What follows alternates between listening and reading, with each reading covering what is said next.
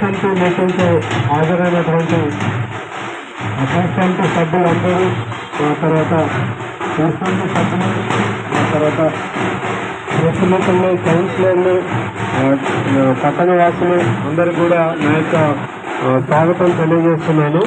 ఈరోజు మెదక్ పట్టణంలో రానున్న గణేష్ పండుగ సందర్భంగా, ఆ విధంగా ముందు జరిగే దుర్గామాత ఉత్సవాలకు సంబంధించి కూడా పీస్ఫుల్గా ఉండడానికి ఒక కమిటీ సభ్యులతో ఈరోజు మీటింగ్ పెట్టే ఉద్దేశంతో టౌన్లో మీటింగ్ దానికి ఇక్కడ మన వన్ టౌన్ పోలీస్ స్టేషన్లో మన డిఎస్పీ గారు, వైస్ చైర్మన్ మల్లికార్జున గారు, తర్వాత విజయ్ కుమార్ గారు, సిఐ ఎస్ఐ ఇక్కడికి వచ్చిన అందరు పెద్దలందరూ చెప్పారు.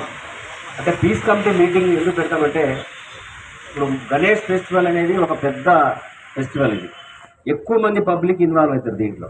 అంటే దాదాపు కొన్ని వేల మంది అన్ని విలేజెస్ నుంచి, అన్ని బస్తీల్లో ఈ ఫెస్టివల్కి ఇన్వాల్వ్ అయినట్టుగా వేరే ఏ ఫెస్టివల్ కూడా ఎంత పెద్ద మొత్తంలో ఇన్వాల్వ్ కాదు. ఎప్పుడైతే పీస్ఫుల్గా అయ్యే విధంగా దీన్ని కండక్ట్ చేయాలనే ఉద్దేశంతో మనం ఈరోజు ఇక్కడ one town police station, town police స్టేషన్లో నిర్వహించడం జరుగుతుంది. తర్వాత ఇప్పుడు దాకా మీరు చెప్పినట్టుగా ఇటీవల జరిగిన సంఘటన కూడా దృష్టిలో పెట్టుకొని, ఎందుకంటే మీరు ఒప్పుకున్న టౌన్ పోలీస్ స్టేషన్లో మనకి నెక్స్ట్ మంత్ 7వ తారీఖు నాడు వినాయక చవితి ఉంది. దాని తర్వాత ఇక్కడ శోభయాత్ర ఉంటుంది. తర్వాత మధ్యలో మిలాదుల్ నది ఉంది. దాని తర్వాత మనకి దుర్గామాత ఉంది. వీటన్నిటిని దృష్టిలో పెట్టుకొని పీస్ కమిటీ మీటింగ్ పెట్టడం జరిగింది.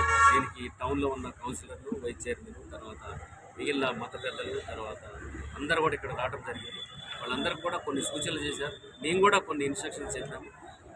నెక్స్ట్ గణేష్ ఫెస్టివల్, తర్వాత మిలాదుల్ నబీ అన్నీ కూడా పీస్ఫుల్గా అయ్యే విధంగా తోడ్పాటు కోసం వాళ్ళతో మాట్లాడడం జరిగింది. వాళ్ళ సూచనల ప్రకారం, మా యొక్క ఇన్స్ట్రక్షన్ ప్రకారం మీ అందరి సూచనలతోటి పీస్ఫుల్గా అయ్యే విధంగా చేసే విధంగా మేము బందోబస్తు చేస్తాం.